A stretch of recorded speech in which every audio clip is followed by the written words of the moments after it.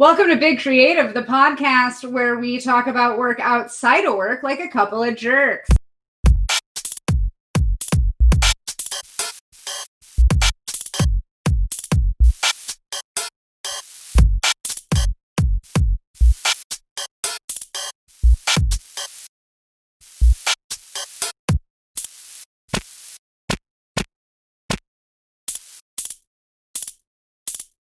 Hey, my name's Kelly Ward. And I'm Kristen Kernitz. I'm Andrea Marvel. This is episode 3 of Big Creative. This week we were going to talk about selling out and if it's better to sell out than to never get paid, but we all agree that the answer is yes. True. It's true. So with that said, on the one hand, selling out allows you to pay your bills. On the other hand, while people are paying you for your job, you get to build skills. That's why we've created the Big Creative podcast, is less in order to talk about work outside of work and more about putting our skills to work for people who wouldn't otherwise have access to them, people who aren't going to pay us. You know, we work, our clients are major corporations, but there are small businesses, there are side hustles, there are all kinds of creative efforts out there that could use other kinds of creative support. And we want to make sure that we're using the skills that we get paid to build to give back to the community. That was beautifully said. Well, do you guys feel like you've learned things from being in the professional creative space? Yeah, especially about branding. I took a lot of graphic design classes in college, even though it wasn't my major. And they taught us a lot of like little things, like how to use the software and like making a logo, making letterhead, making a business card. But like they taught you how to make the puzzle pieces. But since being in the marketing industry, I've learned so much more about the puzzle that is branding, working with copywriters and coders and like marketing people. And like I never would have learned all that otherwise. That's all. Yeah. I think that makes total sense. Yeah, And, the skill you're talking about is that sort of teamwork, collaborative, you know, everybody has their different job and you have yours. That's what you're talking about, right? Yeah, and also specifically to design, like I never really worried about the entire brand project so much as like the little pieces of it when I was starting out. Yeah, I mean, I feel like that makes sense where coming straight from school, like you're just given specific projects to do. Make this poster, make this, business card. And then, both me and Kristen, we didn't get into the marketing industry right away. Right. And so like, I get what you're saying where it's like you weren't able to see the big picture right away until, right, you made it into an agency. And exactly, like when you're in the agency, I feel like the creative director above me would be like, well, the banners have to match with the commercial, have to match with the billboard. And like they were seeing all the pieces, even though I was working on a small puzzle piece. And like as I kind of worked my way up, you get to see more and more of that picture. And I always thought that was really cool to see everything from above rather than just like the piece that maybe you're responsible for. Yeah. Yeah, that makes sense. Mm-hmm. Pulling back that focus. I'm trying to think like what I've learned. Kelly, you're in an interesting spot because you've actually created your own brand. Yes. When did Vintage start? Vintage started in 2013 and it has evolved magnificently to what it is now. It started out with me, Kristen, and my 2 brothers. We wanted to make t-shirts. And that's how it started. And we wanted to make t-shirts that were like almost like making fun of old advertisements or old like newspaper ads or old vintagey commercials, like stuff like that. And we would just make our own type of creative for it. So like we made one that was like fake beeper company. And we put that on a shirt. We made a fake superhero. That one's my fave. Yeah. Yeah. I think we had like a fake pizza place and I don't know. So that's where it started, but it's like nothing at all what it is now. So first of all, how did you get the intellectual property for that out of those 4 people involved? It was her baby. It was always hers. Yes, and the 3 other people I was working with did not take it seriously, so I stopped working with them.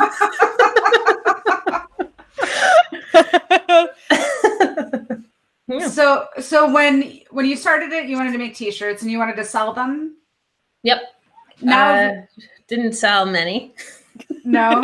Did you go through that company where they do like a t-shirt a day, or did you do your own separate company? No, I just made my own t-shirts. I got a job at a t-shirt company where then I was able to, after hours, print the t-shirts. Oh, that's cool. But they weren't letting you do your thing for their shirt. No. Okay. So Vintage started out as a t-shirt company concept. And now what is it? Vintage is a brand that I use to basically just express myself and what I want to do. It's my ticket out of here, out of the big creative world. Out of the big creative. Yeah, fair enough. You've mentioned, though, that like if a shoe company wanted to sort of commission you, you'd be into that. Oh, yeah, 100%. That's actually the goal, is that different companies or brands like what I'm doing, like my style, and come to me and want to work with me. That's the dream. Okay. Well, I think that you're getting there because you've already had some like really amazing success. I had some luck recently. I don't think it's luck. I think you work so hard every single day. It's something that you've never given up on. And maybe you can tell people like something exciting that happened last year. Yeah, last year I entered a contest for Pabst Blue Ribbon, and I was one of a couple thousand people who entered, and my artwork was chosen to be on the 16-ounce tall boy cans for a couple months, about like 4 to 6 months. So that was incredible. That was even happened. Amazing and a huge deal. And from that success, I feel like so many other cool projects and things happened. Oh yeah, well that was with PBR. They were like the most amazing company to work with. They let me paint the biggest mural I've ever done. It was like 80 feet.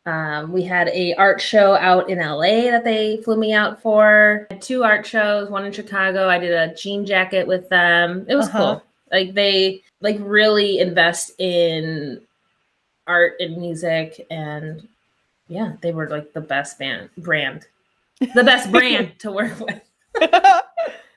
So isn't that more selling out than what we do? No, because it's you're the using opposite. That's more. That's so opposite.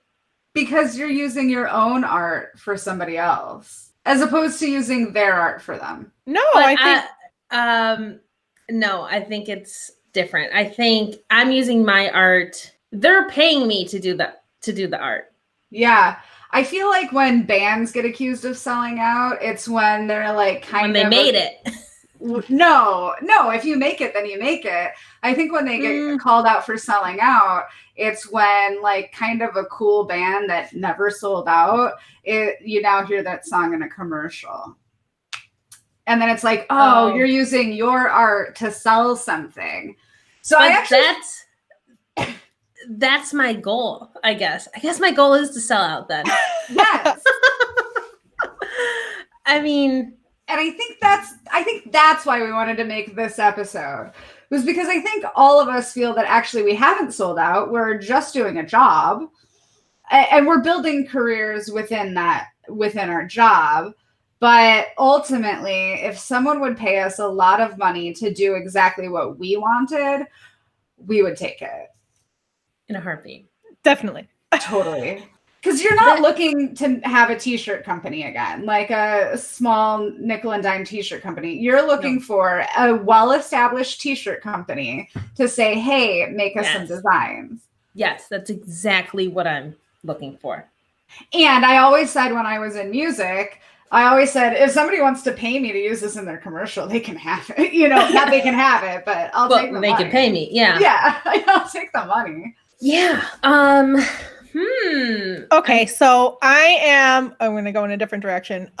Trying to start up my own business because Kelly's inspired me so much. And my goal is to get this up and running and to sell stickers and prints and enamel pins of my art. But I don't really have a goal to like sell it in stores or to sell it at Michael's or Hobby Lobby or anything like that. I guess if it happens, great, but I guess that's also not my goal. What is your goal? I kind of just want to make money on my own terms. So your own products with your own art on them. Mm-hmm. So you don't want to sell out. It's not my goal, but then if Michael's comes to me. Well, I don't think Michael's is selling out. I think a major brand coming to you and saying, we like what you're doing with these pins. We want to do it with our brand. That's the selling out. Getting your stuff into Michael's is just building a business. Yeah, that's my goal. To get my stuff out there. So your goal is to get it into Michael's or like into some back store, or is it to... Because Michael's isn't going to tell you no, right? Like whatever you're doing, Michael's might say, well, we're not going to put that. I don't know why we're using Michael's. I've never even been in one. But they're not going to be like, no, we're not putting that on our shelves. Or they might say, no, we're not putting this on our shelves, but we'll put that on our shelves. Mm-hmm. But your point is like, you don't want somebody telling you what you can and can't do. And I get that. Mm-hmm. But the whole point is to do it my way. But in Kelly's situation, they might tell her no. Yes. Because she'll be representing a brand. Mm-hmm. You won't be representing Michael's. You'll be representing yourself in their stores. Yep. She'll be representing a brand everywhere. I cannot believe that I'm the sellout. Plot twist. I went into this episode knowing I wasn't a sellout. We all did. You two were the sellout. I was convinced that Kristen and I had sold out because Kelly went to school for the work that we're doing right now, whereas Kristen and I went to school for different things. And Kristen and I both agree that we're not arguing that point. We are positing the idea that we use what we learned in school in what we currently do. Obviously, so does Kelly. But Kelly's idea was that we had sold out because this isn't what we went to school for. So we abandoned our passion. Yep. Yeah, we gave up on our dream. Okay, we're back with technical difficulties. So you were saying Kelly puts out content like nobody's business. I have a theory. Let's hear it.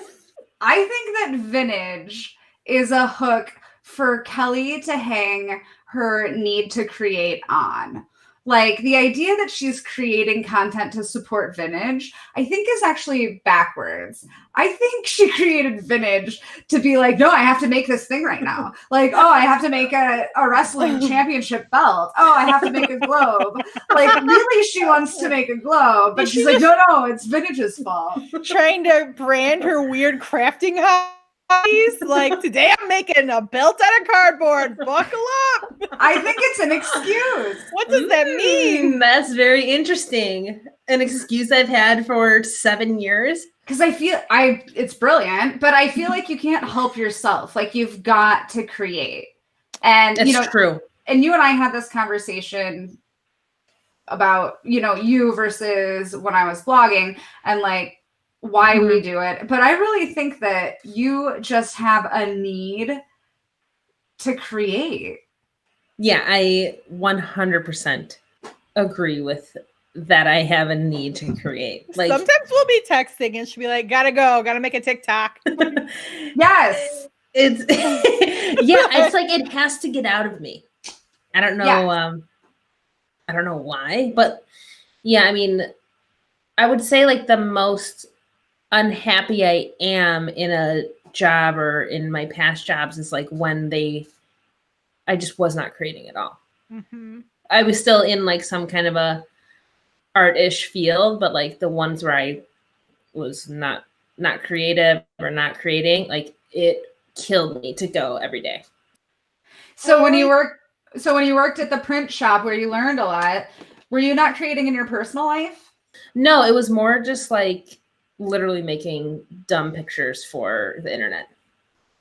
Like laser beams. No, I get what you're saying.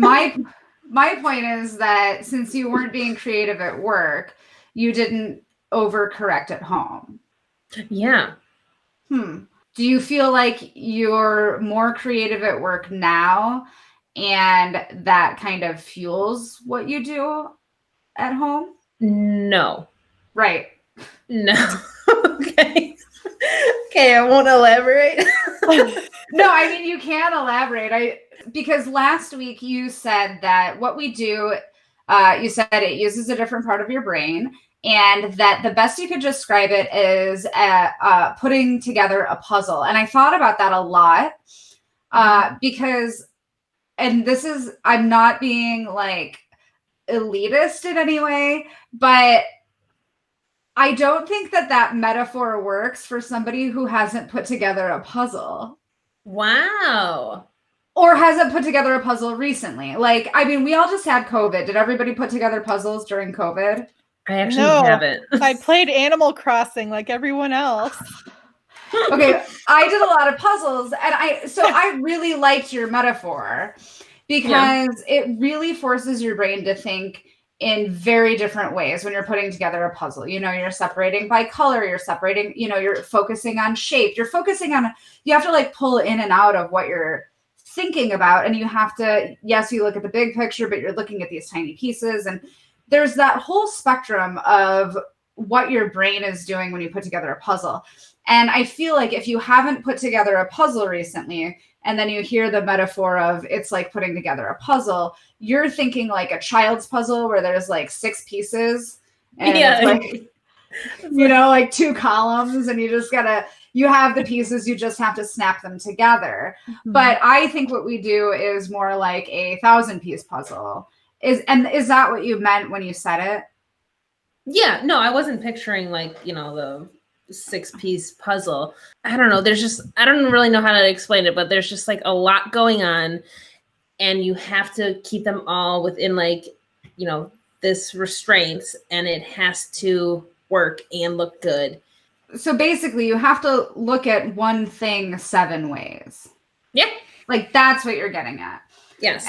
And so when you're doing your personal stuff, you're just doing, right? Yeah, I can just go. Yes. Mm-hmm. And that's what I'm looking for too. That's kind of maybe what I'm missing is a little bit is like, I want to do my things with no restrictions because they're kind of playing by the rules all day. You know what I mean? So what if I just went nuts? What would happen? What does happen? You're about to find out. Okay, I am going to speak for Kelly, and I probably shouldn't, but what I've noticed about what Kelly does is that she doesn't take away the rules. She just imposes her own rules, right? So when she's creating something, she's creating it because she knows she's going to create a video on TikTok for it. And so that's the interesting thing is as much as you're following your passion, you really are following the rules. But her rules. Yeah, they're the rules that you define. But yeah, because if I didn't follow any kind of rules, it wouldn't be branded to my style. Mm-hmm. Right. That's why I think vintage is smart, because you've established a style and now you're just playing with how you can use that style. I think it's very clever. Thank you. And that's where like it shows me that that you knew a lot about, that you came into this job with a lot of skills that maybe other creatives have to learn on the job, your ability to like focus and I don't know. I feel like that vintage exercise for you has taught you a lot of what a person would learn on the job. Absolutely. I think Kelly's a brilliant brand designer and that she like lives that life. Thanks, guys.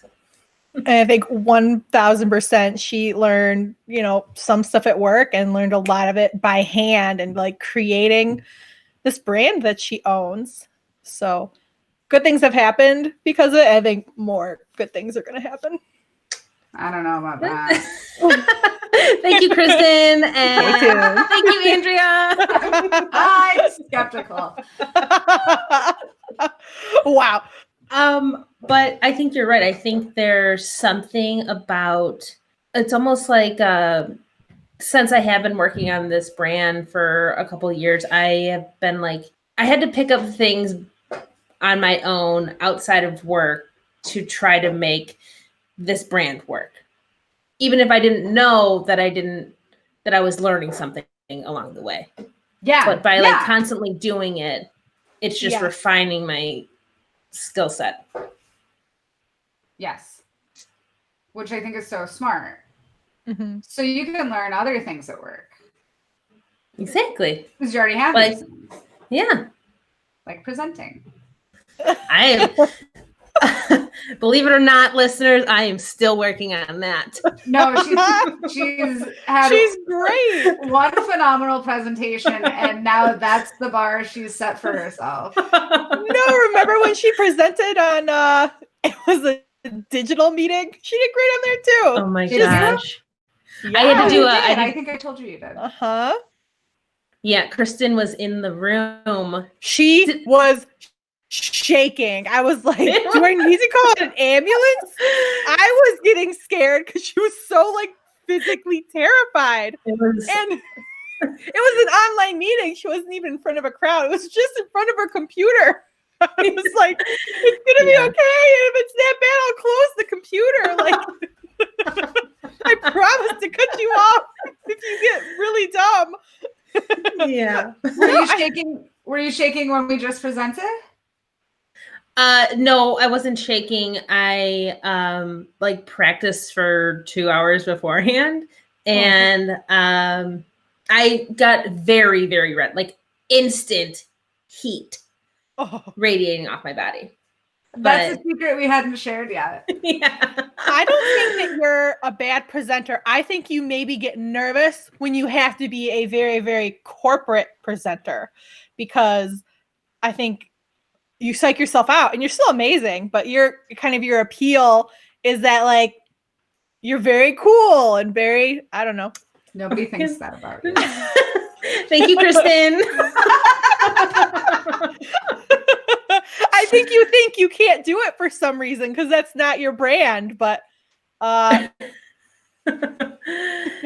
I mean, it's just like it's definitely something I need to learn and work on and constantly evolve.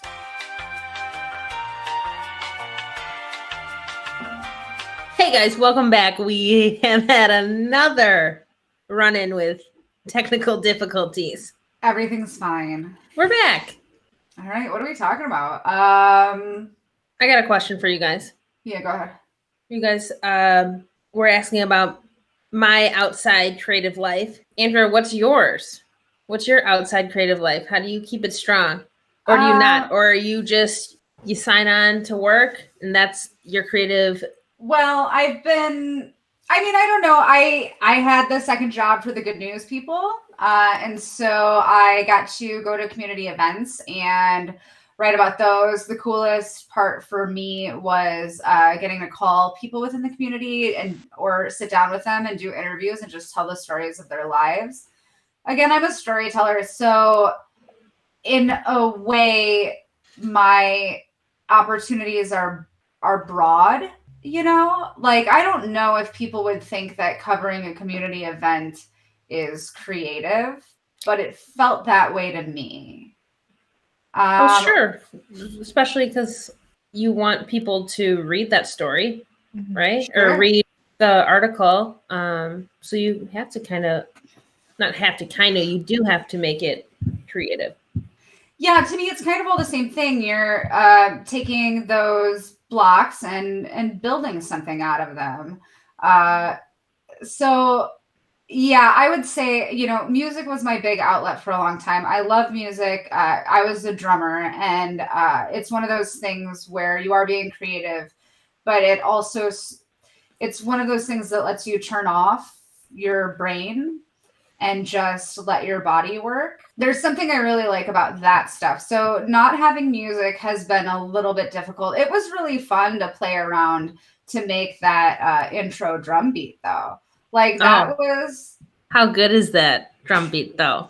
I mean, I love it. Jingle. It slaps. It's a bop. And that took a bit of like figuring out technology for me. But also like that was really fun, and it's sort of storytelling in a different way. Right now, I don't think I have anything particularly creative on my plate, and that's okay because life has been super busy. I am in the process of buying a house, so I feel I feel like my next creative venture is going to be making that house my home. Oh, for sure. It's 150 years old. I like craftsmanship, and that's true for my furniture as well. And so I think that that's sort of going to be my next creative venture, is how do I tell the story of that house and me living in it? That's so great. I love that. That's just like great how you worded that. The story of your house. Mm-hmm. Yeah, I'm so excited to read about it. I'm sure it's in the public record. It's so old. Oh my God. Joanna Gaines is going to be knocking down your door. She better not, because I'm keeping all the original fiction. Oh no, bye Chip. We don't know you. Oh, I love them. They're so cute. But I used to live in a very old town, and they had this like archive of, old newspapers, and I would just read them all the time. Wow. When you used to, or when you go and look at old papers, do you go and read just to like find out what happened in the past, or do you look at how things were written and kind of look at it through like a writer lens? I think I do look at how things were written. I like imagining what happened and imagining what it would have been like. Like I said, Deadwood's one of my favorite TV shows, sort of for this reason. So I like those. I do like coming up with stories. Like Kelly made me write a letter to the sellers, and I'm glad that I did, because I think that's why I was selected. Mm-hmm. But in their house, they had their last name on a little plaque, and it had a date on it. And so I invented this entire story in my mind of who they are and what's important to them and why they're selling it. And so That's cool. My letter was a response to that. Now, I could have been wrong. I could have been completely wrong. Like I looked at one. It was an attached villa, and it was built last year, and the guy is already moving out. And my mom was like, "Oh, this is staged so well," and I was like, "It's not staged. He got divorced, and he bought this place to live for him, so his son could be close to where his mom lives." And oh my you know what I mean? Yeah. And I'm like, and now in the past year, he's found a girlfriend since he bought this place, and now they're moving in together. And so that's why he's selling this place. But like, I invent these stories in my mind of. Do you do that all the time? Like if you're at an airport and you're just people watching? Yeah. Are you doing things like that? Or do you only do it when you need to, technically? I probably both, but like people watching in a way that's very interesting. Like I love eavesdropping on what I assume are first dates. Like if That's you're at a always restaurant fun. and Yeah. it's like, this is definitely a first date, and you're like trying to be cool. Not going well. But yeah, I think I invent stories to help make sense of things that I don't necessarily understand. I try to figure out how it makes sense. That's interesting. You saying that you make up stories invent stories, write stories, whatever you said there. But it made me think of, did you watch the Michael Jordan documentary? No, I didn't. I'm sorry, Kelly. Oh I my know it gosh. was a big part of your life. It really was. But what he would do is he said that, like, if he had a bad game and, like, some guy, some other player, the other team scored, 30 points, and he made up in his mind that this guy was, like, trash talking him at the end of the game, was like, hey, good game, Mike. But it never happened. And he just told himself that it did happen, and that he then came out the next game and scored, 45 points. Just to, like, I don't know. I think that's interesting. It just reminded me of the GOAT, MJ. So Yeah. maybe you're the GOAT of writing. You're not the first, Kelly. Absolutely. Yeah, makes sense. But sometimes you do have to tell yourself what you need to hear to do what you need or want to do, right?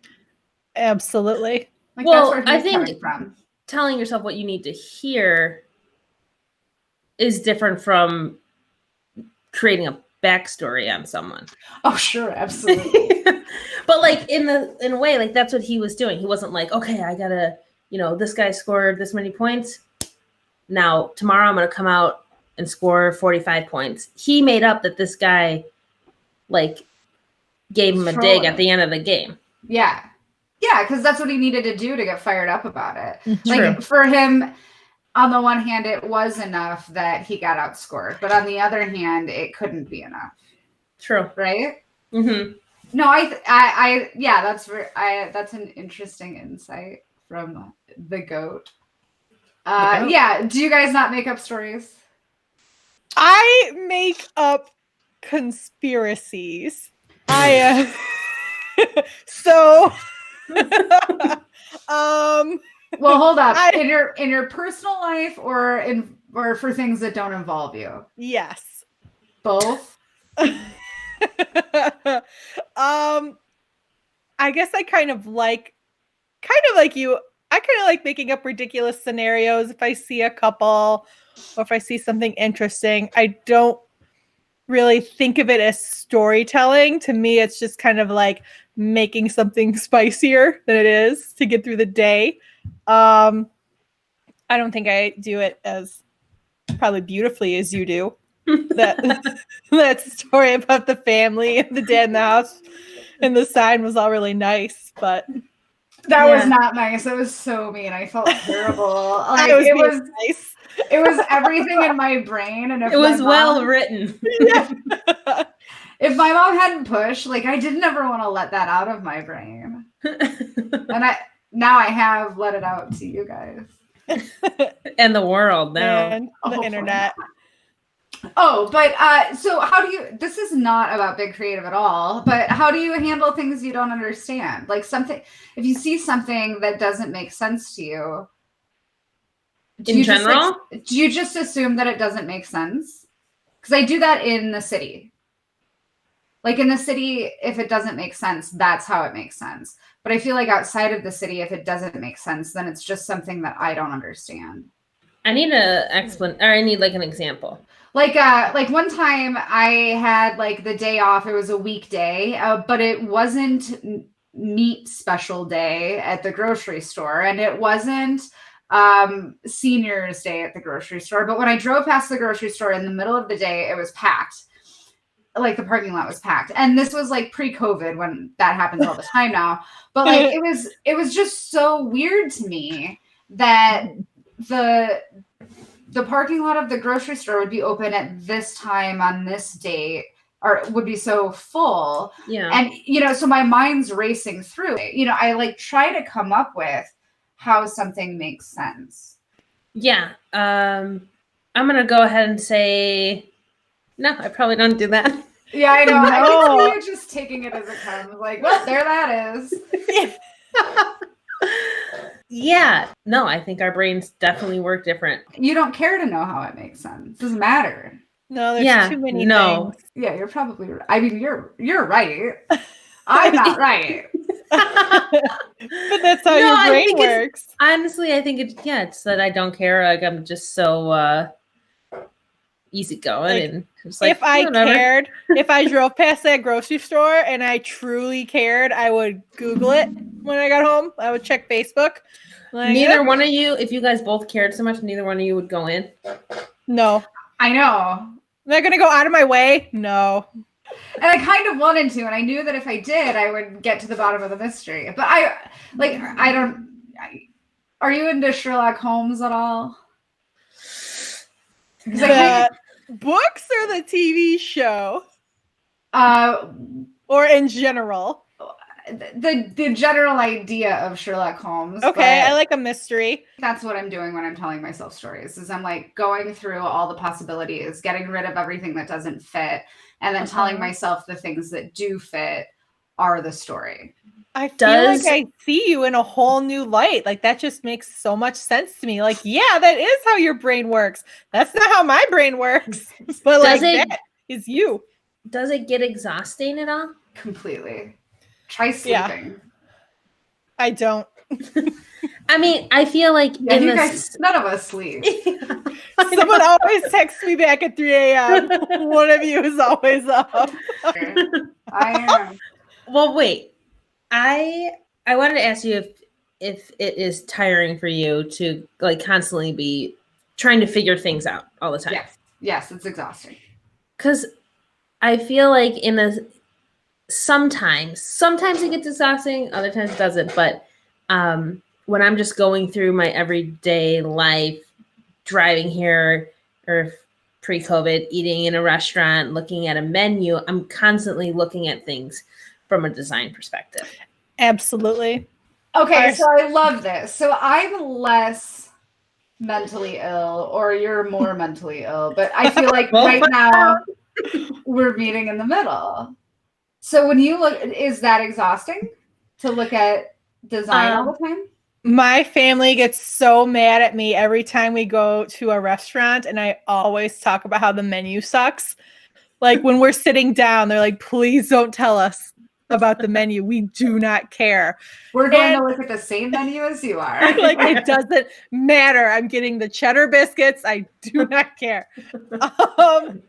But yeah, that's something I can relate to, is constantly processing that information and how it could be better, or how it could be more fun, or why it doesn't work in a lot of cases, or if they don't kern their type. Kerning is the worst.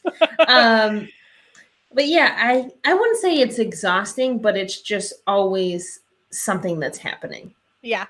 I can't see without seeing it from a designer's eye.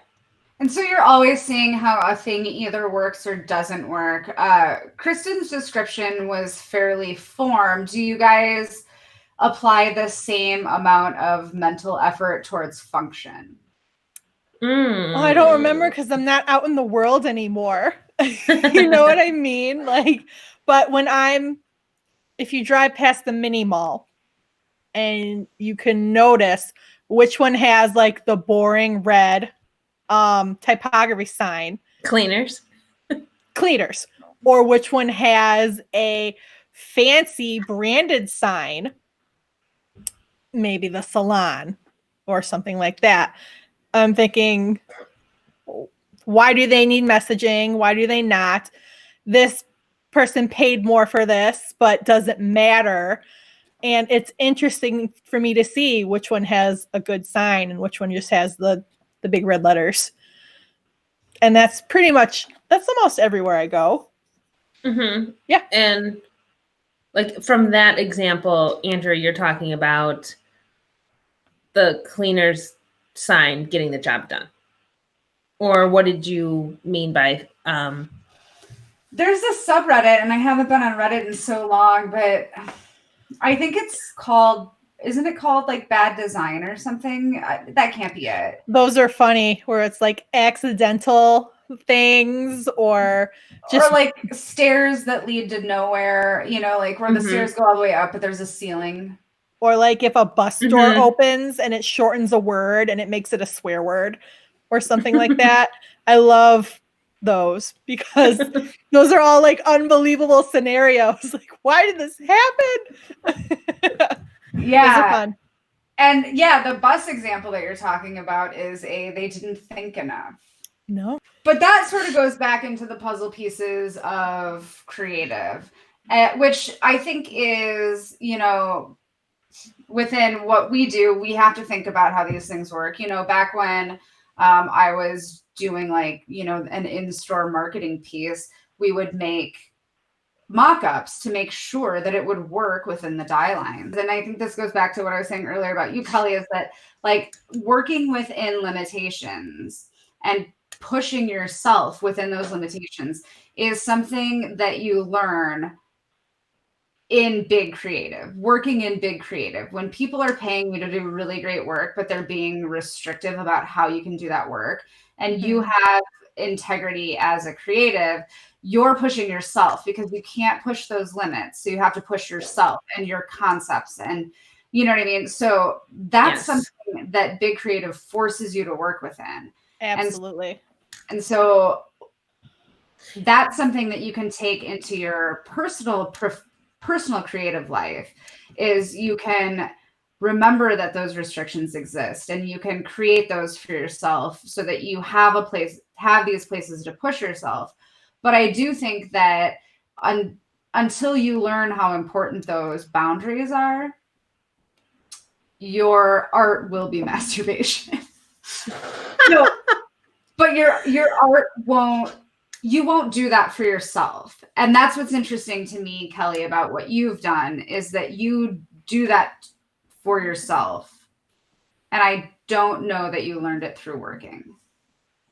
But yes, to me, that's a skill or a piece of knowledge or understanding that you develop at work that you might not otherwise develop on your own. I'm just thinking right now. Yeah. Yeah, it kind of changes the whole framework if you're doing all this with no intention to post it or to sell it. Yeah, audience is super important. We talk about email and how important audience is, but for everything, audience is super important. You don't have to make something for everyone, but you should make something for somebody other than yourself, so that you at least are imposing that restriction, which is somebody else has to like this. And you think, just by knowing me, I don't know you. You think from not knowing me that I picked that up outside of work. This is why I don't know you. I'm not saying that, but I don't know where you picked that up. And you're telling me you started Vintage ages ago. At this point, 7 years, right? 7 years ago? Long time ago. That's almost 2 high schools. Almost. One more year. You're in your junior year of my second high school. Yeah, I don't know where you picked it up, and I know that you're a bit younger than I am. So I have to imagine you were young. And I don't know how much you impose that upon yourself. Or I don't know, but saying I'm going to make t-shirts is already focusing on something. It's already limiting yourself. And true. And when I hear about how that started, it's all kinds of limits that you were setting on yourself. The product seemingly could have been anything, but it had to be in this particular style, right?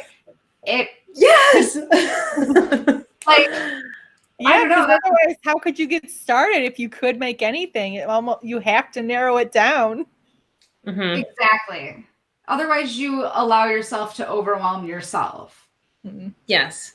But yeah, I don't know where you picked that up. I'm just saying, I don't know that I understood that until you were in it.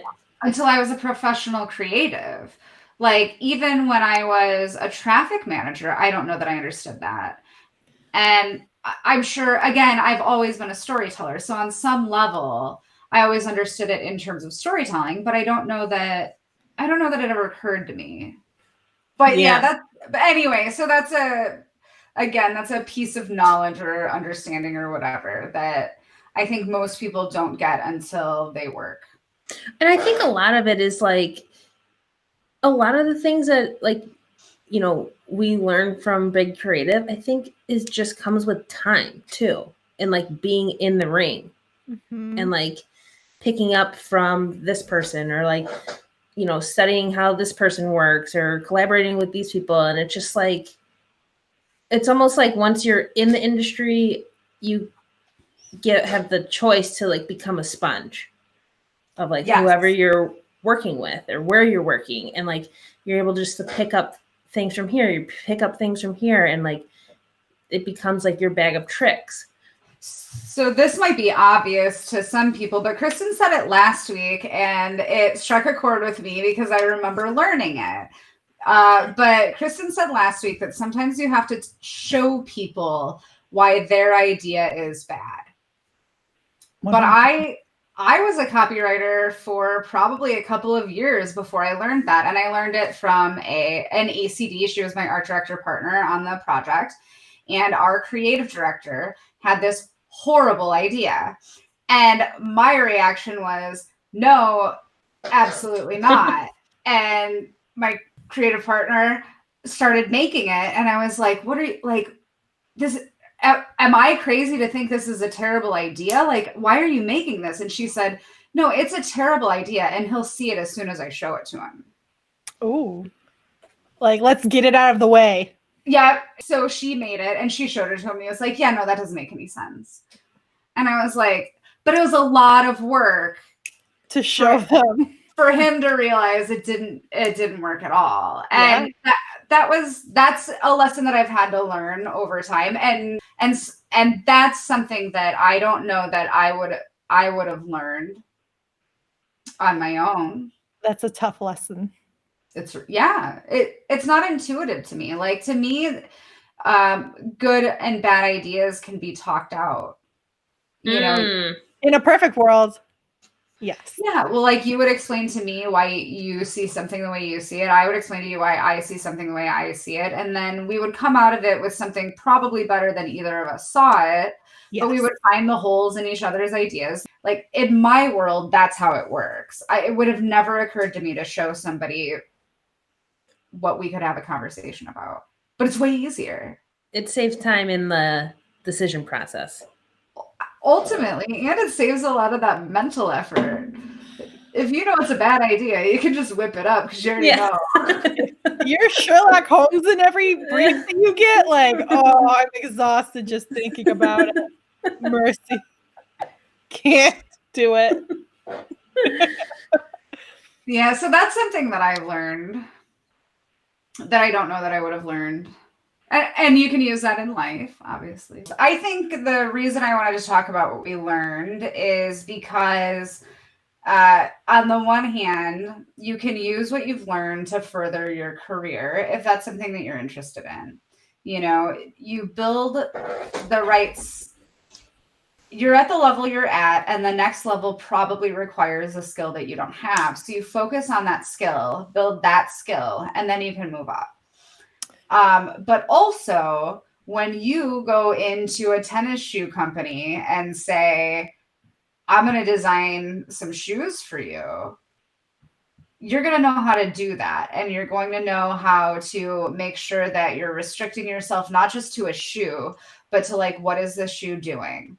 And you're going to know why you make every decision you make. And you're going to be able to tell them that you made the decisions that they expected you to make. And you're going to know how to run that meeting. And you know what I mean? And yeah, like, so again, I'm sure that a job is a job to some people. I think our jobs are interesting because they can become careers. And you just have to, like, ultimately you're getting paid to do work, but you're really also, as a benefit, getting paid to learn things. And it's up to you how you use that sort of unspoken benefit, whether it's to make more money where you are, whether it's to make more money somewhere else, whether it's to improve your ability to sell your personal creative work. But you're building these skills and they're valuable. And so... yeah, I mean, you're 100% right. Nailed it.